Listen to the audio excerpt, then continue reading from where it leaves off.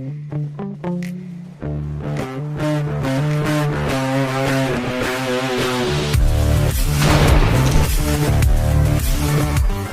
how's it going, people who click around on weird videos with low view counts? My name is Fezzik. And I'm Deadmouth. And this is a review of the game Superhot, a game that both of us really enjoy, and we just kind of wanted to start off our review format where we kind of take the game by a couple of different key points: sound design, visual design, gameplay design, story design, lots of design, and finally kind of our general opinions, a summary of how we personally feel about the game. And we'll take it from each of our differing perspectives. We both kind of, no one views every game exactly the same. DM here and I kind of just thought that would make for a, fairly engaging. It definitely puts us apart from other reviewers, which will be something interesting, hopefully, to some of you. I mean, as long as it is different and we just don't accidentally end up falling into a blueprint that's already tried and true. That's true. Okay. Would you like to take it from the top? Yep. So first up is sound design. Sound design has a very minimalistic profile. The only real noises you're going to be hearing are, computer whirring as you're browsing through the terminal, punches, gunshots, crackling of your enemies. Your enemies are essentially made out of glass in this game. They crackle apart when you kill them. And those sounds are all... It's intentionally minimalistic to that end. But it's all very punchy. Like, everything... all the sounds feel weighty. The gunshots feel good. Like when you fire the gun, it feels powerful, and then when it connects and you hear that shattering glass, there's nothing more satisfying than the sound or look of shattering glass in a video game, I think. Yeah, it's one of the places that it really shines.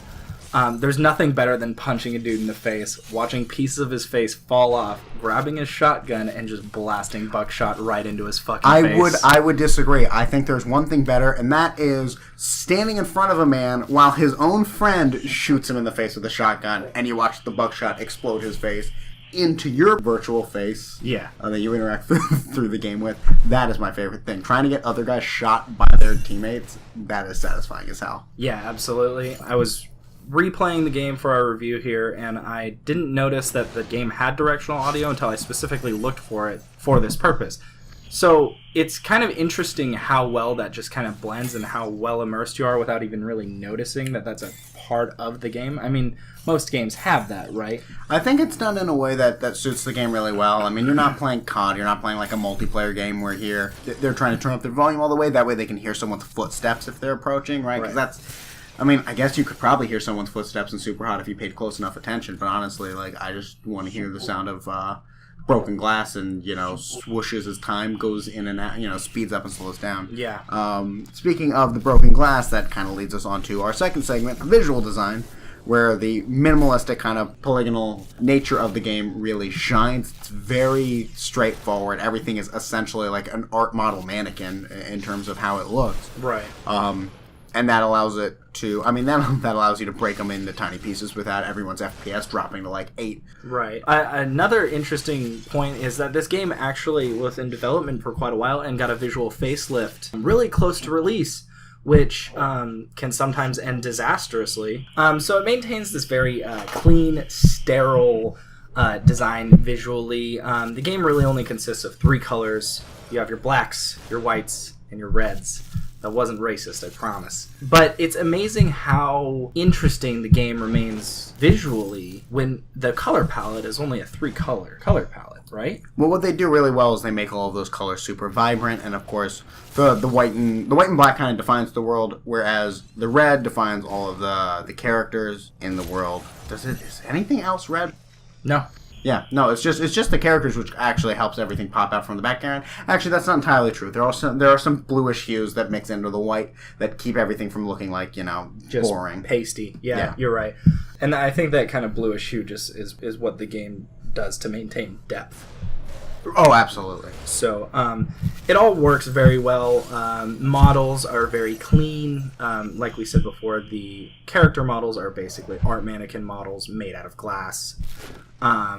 Vehicles pop up in the game, very simple, but they do their job very well for what they are there for. All in all, the visual design of the game, very clean, very easy to really kind of figure out everything that's in the game. There aren't too many elements in the game, but this sharp color palette really helps to kind of break apart your scenery from your guns from your enemies. 3 things that need to be defined, and every one of them has their own color. Black for weapons, white for scenery, and then red for enemies. Which leads us perfectly into our third point. How does the game play? This game has a very, very interesting gameplay loop and concept. Which is really what the whole thing is built around. Essentially, time only moves when you do. I mean, time will not slow to a halt. It will slow to a crawl. That is only noticeable if fast-moving objects are in frame. The faster you move, the faster time moves. There's a direct correlation with your character's movement and how the flow of time operates in the game. And it creates this kind of interesting puzzle/action game dynamic that ends up creating a very satisfying experience. Yeah, I mean, it's... Honestly, all the depth of the concept, I mean, it really just comes down to how well it's implemented in the game. And it's implemented perfectly. You really feel the time move as you move. That sounds straightforward, but that's something that's... Like, that the team had to put a lot of work into making sure felt good. Right. It's incredibly polished. It feels really good, and it's incredibly intuitive, too. As a concept, there's nothing to wrap your mind around. It takes, 15 seconds, and you basically understand everything. Exactly. You don't know exactly how to best manipulate it, but the concept is already in your brain. Right, absolutely. Just when you touch the controls. So this enables you to do a variety of interesting things to your enemies, which basically that's mostly what the gameplay loop consists of, is while you are controlling time with your own movement, you are going through these series of levels through waves of enemies. The time slow ability allows you to dodge bullets. It kind of creates an interesting shooting mechanic. When you pick up an enemy's gun, you have to lead those targets based on where you think they will be as the bullet is firing. And I think probably the projectile speed is a little slowed to kind of make that more manageable. For sure. There's a variety of other things you can do. Throwing your gun at an enemy will cause him to drop his gun, leaving him open to an attack, or you can actually just grab his gun from him. You can do things like cutting bullets in half with a katana. Basically like Matrix mode built into a very basic but well-polished kind of little shooter. Yeah. Mm-hmm. Or, I guess, combat game. And now, of course, as good as the mechanics are and as great as the game feels, that alone wouldn't really leave it on as high, as well-received of a level as it was if it weren't for the actual story that all of these mechanics help to really bring to life. Yeah, absolutely. So the game has, let me first off start by saying I think it draws a lot of influences from another indie title released. I mean, they were both in development at the same time, but since Pony Island's release, I would argue that the game didn't receive influence from something like Pony Island, but more so from a game like the Stanley Parable. While maybe not the first example, is the first clear example. Like how Minecraft isn't like the first survival game ever made, but it is the survival game that really kickstarted this whole survival game craze that we see right now, especially on Steam Greenlight, for instance, where you'll see lots and lots of unfinished or half-finished or started projects. You've got Ark, whatever. Like there's hundreds of them, right? Yeah, absolutely. And this is that's what the Stanley Parable is for these really kind of introspective, very meta indie games, right, like Pony Island and Superhot, which I think come in the wake of the Stanley Parable. I'm sure there are other games that are attempting to do the same thing, but both Pony Island and Superhot managed to do it well. I would say Pony Island's emphasis on story is where they spent most of their time, and I think that's why it's more polished than Superhot story, where most of the work seems to have gone into the gameplay, which is where Pony Island is clearly lacking as a game. So, spoiler warning ahead, but I'm going to kind of give you a rough outline of the story. So essentially, you are a unknown person sitting at a computer terminal, presumably your home computer. You receive a message from a friend of yours saying, hey, there was this backdoor on this company's website, check out this game. And he sends you a file, you open it, you begin playing the game, and the story kind of just snowballs from there. Eventually, the system that the game is being stolen from starts to fight back, going as far to control the things that you are replying to the character that gave you the game, and eventually controlling... It starts to get very crazy, and it starts to quickly kind of play with both the characters as well as kind of how much control you think you have over what's happening in the game that you're playing. It gets very meta, is what we're trying to say. In the process of being meta, it's trying to basically harp on video games and technology, kind of how they relate to our lives, how we use them as tools to escape, whether or not that escape is healthy, how much control we really think we have over these kinds of things, and I guess furthermore what it means when we kind of inhabit these characters in video games. Are we simply separating these characters from ourselves, or are these kind of like parts of ourselves, or these things that we wish we could be? I mean, there's a lot of little things it's playing with. It doesn't directly hit too many of those points I just brought up, but I mean,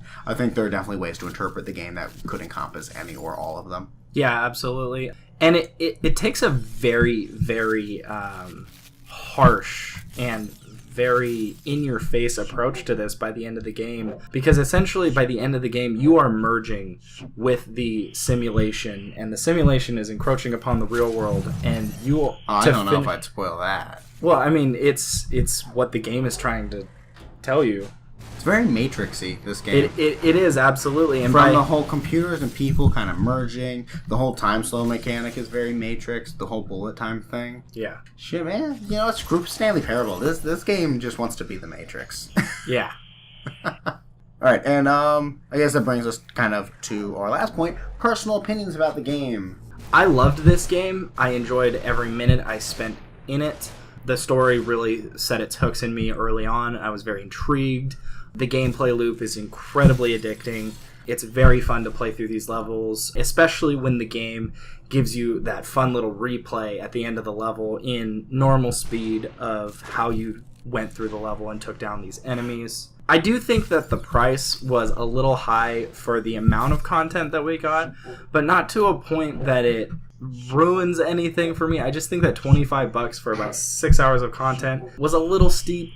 However, the whole experience from front to back is very well crafted. There's not a lot in there to mar that.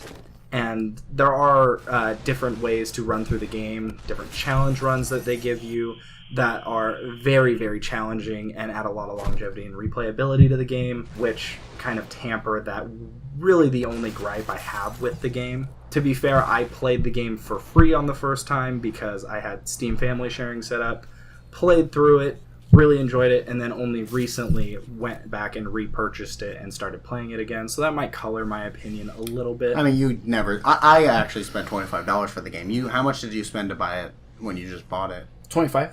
It's still 25? Mm-hmm. You should have waited for a sale, dog. Dang. I think you actually did get it on a sale. I think you got it for $20. I think I did get it for 20. Yeah, because it had just... I bought it when it had just come out. Yeah, I don't think $25 was too steep a price. The story may have been 6 hours, but I think all of the extra modes that they added on really added a lot to the replayability of the game, because not only are you just trying to, like, you know, get better at the game by replaying the story, which they could have. Like, honestly, I could see... There are other games that would have made a game that's this good, and they would have gone, you know what? That's a lot of work to put into that game. Boom, package, ship it off, $25. I could see someone stopping just at the story mode. Not that they did a ton with all these little extra modes, but I think what they were able to add by basically adjusting the rules that you had in the modes. So anything from you can only kill people by throwing objects at them, you can only kill people by punching. There's a katana only mode is one of the first ones you unlock. Yeah, I finished the katana only run where you through and had a lot of fun with that. Can't use guns at all. You have to only use the katana, and you start every level with the katana since the katana doesn't enter the game till about the halfway point. Right. And all of these modes also feature a really cool swapped color palette where they basically play around with that white, black, and those white, black, and red colors, and basically mix them from what they look like in the base game. Obviously, the base game looks the best, but I think switching up those colors significantly makes each of these little different playthroughs feel even more different. I don't know, they kind of feel like it feels like elite mode. It almost feels like you're putting a skin on the game because like you're just so good at it now that you're hardcore. You gotta fight with the katana only. Yeah. So you want your cool katana skin like you would put on in like CS:GO or something. Right. What was the mode where they threw Wayfarer sunglasses on every character model? Oh, that's right. It was called like 90s mode or retro mode or something like that. I don't know, but it was really creative. We'll get some recording of it and we'll put it in right here. In summary, great game. Totally worth your time if you haven't already checked it out. And just whether or not it's on sale. I mean, if you wanted to wait for the sale because you want to save some money, totally get it. But if you wanted to pick this game up for $25, you wouldn't feel bad about spending the money. Give the devs your money, man. They've earned it. They did a hell of a job. All right, so scores. These are our opinions. Obviously, it's just what we think of the game. If you like the game more than us, if you like the game less than us, everyone's kind of entitled to their own opinions. Yeah, absolutely. Let us know what you guys thought of the game. We'd like to hear what you guys have to say. Hopefully, we kind of spelt out exactly why we think what we think Yeah. in the video. So what would you give it? I'm going to give it a solid 8 out of 10. You know, I think that matches my score as well. Short experience, which kind of colors it a little. Obviously, I was left wanting more at the end, both in terms of gameplay and story, which I guess isn't a negative part of the game because it did so well to really clean up that experience to make it so rewarding for the little bit of time we played it. But I would have just liked maybe a little bit more complexity. There's only one enemy type. There are only 3 different guns, and really 2 different types of... There are like a couple of different melee weapons, but they all do essentially the same thing. Right, and it's hard to say that too because simplicity is one of this game's strong points as well. Right. So it's kind of that duality you meet with, I wish there was more of this, but the fact that it remains so simple is what makes it so impactful. I think there's a minor trend, and I think they could have added more complexity to the game in a way that made it rewarding without destroying that simplicity that they built. Obviously, now I'm trying to really nitpick a game I really enjoy. 10, for me, 10 is like a perfect game in that, I mean, no game will be perfect, but it's like, it meets everything that I would ever wish to see from a game like in that genre or tackling those kinds of issues, or it's doing something new and unique. I think Superhot gets a lot of points for doing something new and unique here, even if it is in a simple shell, even if the story could definitely use some more work in kind of fleshing out its ideas. So overall, solid 8 out of 10 for both of us, which is, I mean, I know 8 out of 10 is kind of like, that's like the score you give to a game you hate if you're from an actual news outlet, but like, yeah. 8 out of 10 is a very high recommendation. Anything 8 or above is like always worth your time. It's worth your time. Absolutely. It's worth full price, quite frankly. That's the level of quality we're talking about. Absolutely. And remember, it's the most innovative shooter I've ever played. It is the most innovative shooter I've ever played. Alright, take care, and see you all in the next one. If there is a next one, hopefully there will be a next one. Please, God, let there be a next one. There will be a next one. I'm voting now.